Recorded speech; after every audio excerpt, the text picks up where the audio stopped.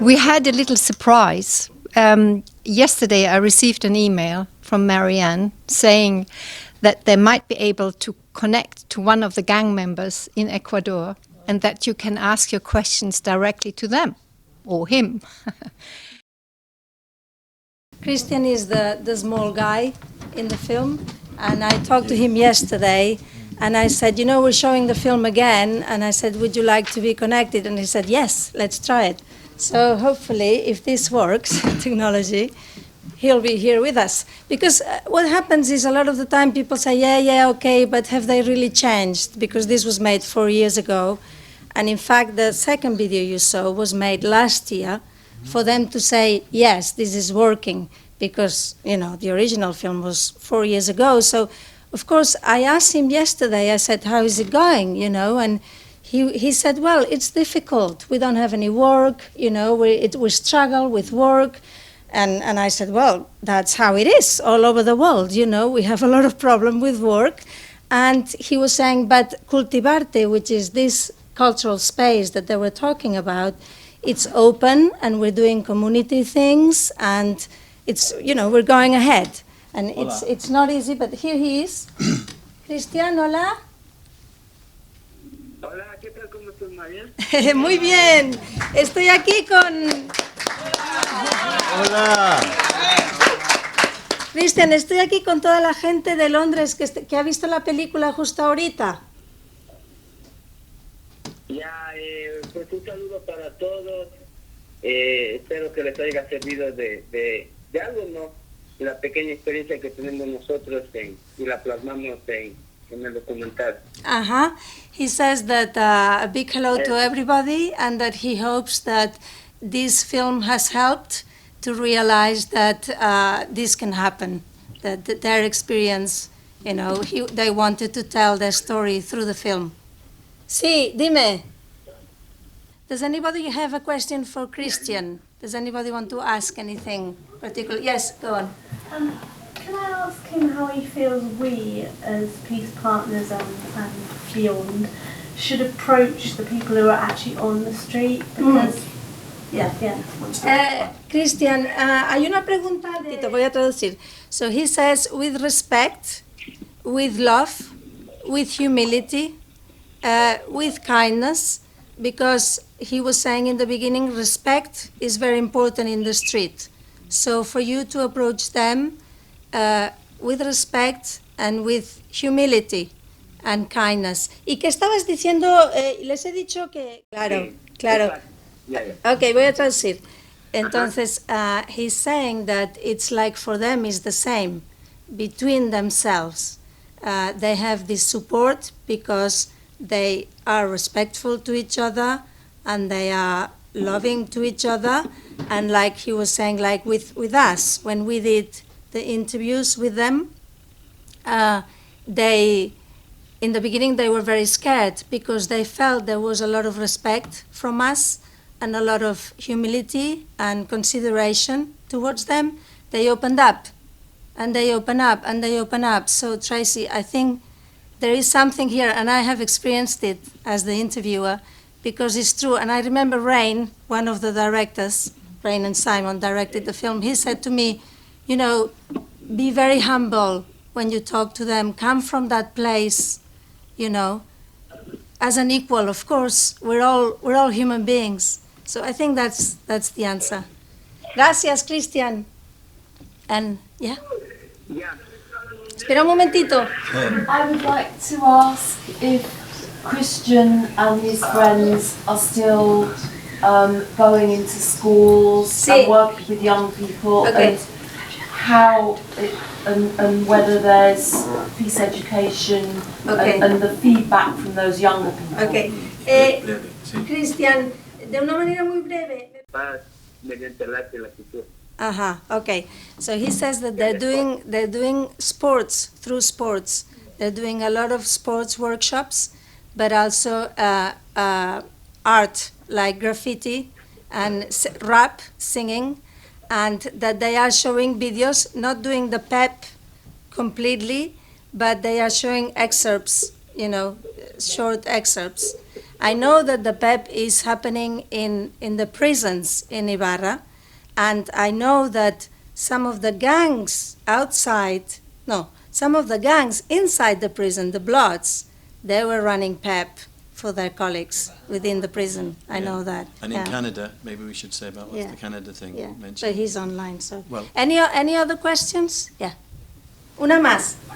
I'm curious as to know how they are now funding their lifestyle, having turned away from, we were saying, less legal means of supporting themselves in terms of work, and the sort of economic empowerment. Where is that coming from? Cristian, me pregunta una señora. Pero como te digo, ¿no? Entonces esa es nuestra situación. Yeah, so they are. Un poquito en el aire también, pero trabajando nosotros. They are working basically. They're struggling, but they do have bits of work here and there, and between themselves they help each other. And he was saying that they're doing these workshops, and that before they were getting funding from the local mayor of the area, but now it's changed politically, and there is a bit of a problem with that. But basically he was saying they've left all the illegal, and they're doing it through legal means of work, basically, whatever they can. Gracias, Cristian. Hablamos más tarde, ¿no? Okay. Pues anything else? Uno más. One more. Is to congratulate the whole group for turning their lives around. Sí. Hay un señor que les felicita, Cristian, por haber cambiado sus vidas de esa manera, y les dan un grande abrazo y grandes felicitaciones. Gracias. Ya, muchas gracias. Thank you. Están ahí. Un abrazo y espero que cada cosita que nosotros estamos aportando les sirva de algo. He thanks everybody.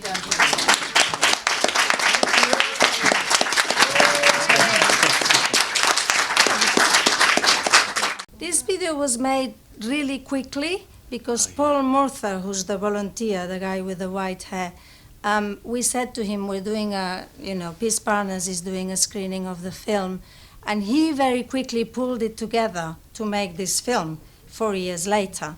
But some people, it's very difficult actually. Their lives are very difficult, they travel a lot.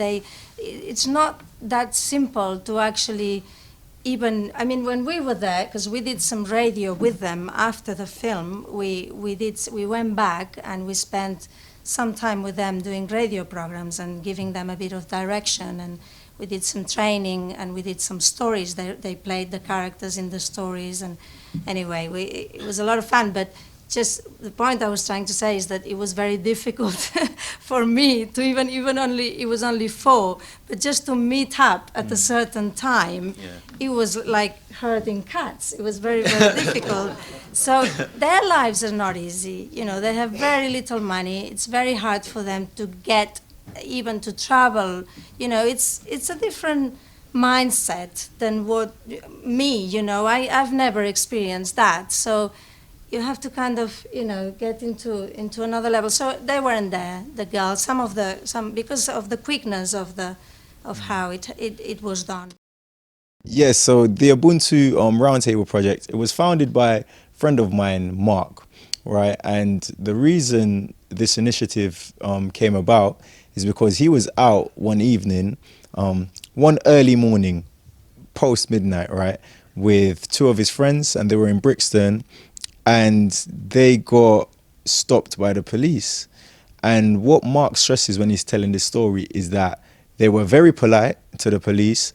He made it quite clear that it was late. They were clothed in black with their hoodie, but weren't doing anything wrong. They tried their absolute best to be polite in interacting with the police officers.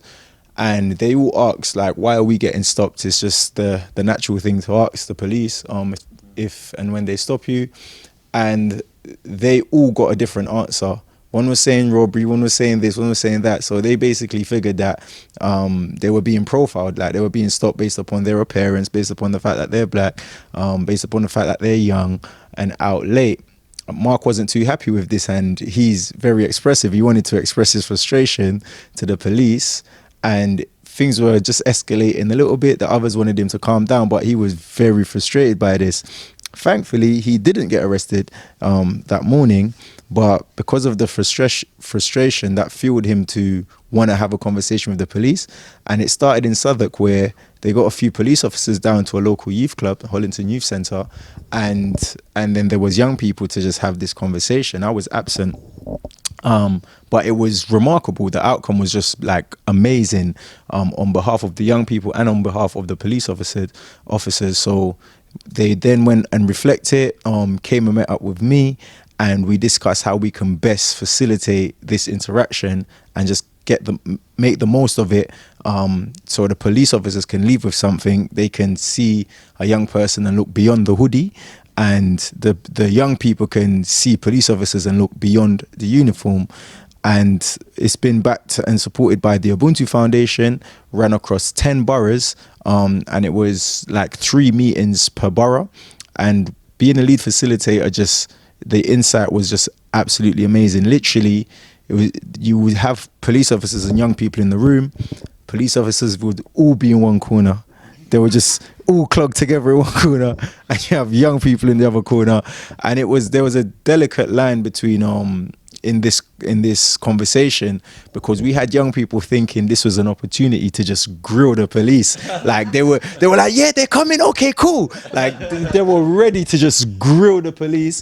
The police officers didn't know what to expect, but they kind of used it as an opportunity to interrogate the young people. So we kind of had to facilitate it, that you can't really just come and impose yourself, and young people, you've got to be calm and collected. But it was all about the Ubuntu values, seeing each other as human beings, and just being respectful to each other, listening to each other, holding each other accountable for what we're saying.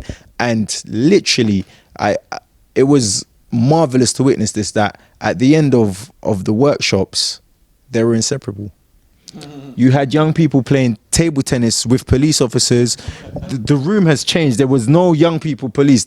Everyone was just interacting, engaging, and doing everything. And it just showed me on every occasion that it's like we need context. Like young people need context, police officers need context, because we all come together and there's all this prejudice, right? And if we're not mindful, we will fail to suspend them. Like we will just think something of someone and cross the road, or think something of someone, when in fact that very same person could be the person that helps us up if we slip, but we don't know better. So we successfully achieved that in the room, which again reminded us that so much is possible when it's facilitated, and when there's a safe space to have those conversations. So the question is, will it be replicated in other parts of the UK? Because similar issues are taking place in the Midlands, in short. And the answer is, I haven't been a part of these recent meetings, but there is conversation about it being replicated in other parts of the UK because of the effectiveness that's been, the outcomes that's happened during the workshops. So I hope it does. It's there, and with the funding, it can be carried out. But so far, the feedback's been amazing. It was professionally evaluated by 2 doctors from, I believe, Regent's University, and they have tons and tons and tons of feedback from the police officers, all this paperwork that we had people filling out. So with that, we could only hope that it gets carried out across the UK. What's happened is, within the blood organisation now, we heard just recently that like a big, one of the bloods in Canada has suddenly heard what's going on, and he's like, right, active and doing things. Because a lot of the feedback we get from films, or this film, or when we tell people, they just don't believe it. They don't believe it. They don't believe it. They don't believe it. But we've seen it, and we're doing our best to capture it and try and share it with as many people as possible. So just today, with you being here, for me, it's blown my mind, really. So that's, and you see, if we can get it on the TVs, if we can get it on certain networks, that's the amplification factor. But just today, for me, seeing you here, And just to finish the question, I think you have to take a risk. I mean, Paul Murtha took a risk. You know, he went to the gang members, and he's got white hair, and he went to the gang members, humble, respectful, with love, and that's what's happened. Yeah. So insist, take a risk. You know, you're a human being, they're human beings. They'll be here. Yeah.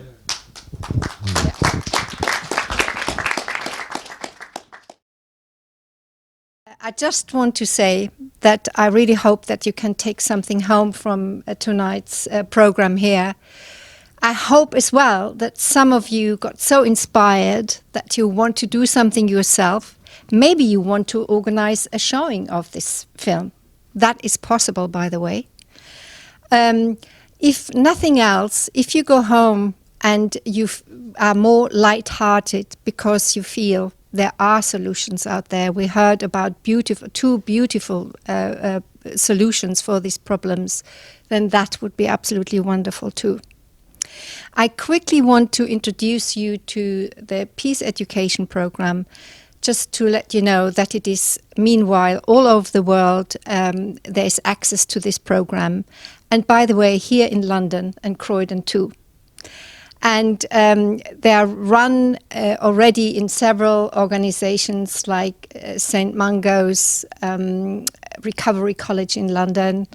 And there is another organization in Brixton. I never can remember the name of it. It is Community Arts Project in Brixton. And it is running in several different prisons in the UK. Thank you to Simon, Marianne and Kheron for making an extra effort to come here. Last not least, thank you to all the volunteers who worked really hard over the last weeks to put this together and make this such an successful event.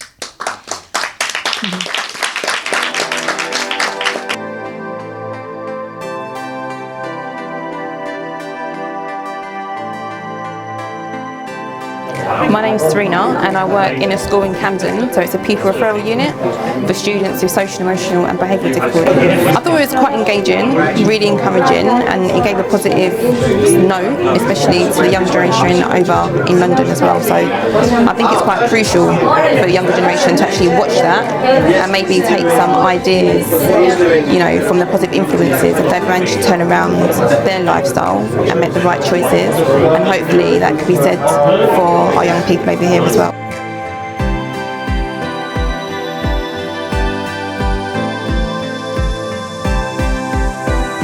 My name is Manish Baradia and I assist with social media at Peace Partners. So obviously it's an ongoing problem with violence, and this movie showing the premiere, or the first time I'd seen this program, it seems like an innovative way of dealing with a ongoing problem obviously that we're having not just in Britain but across the world, and hopefully it provides a template which I hope is transferable and can solve this problem of violence. I thought it was wonderfully made, touching at times, really very, very inspiring.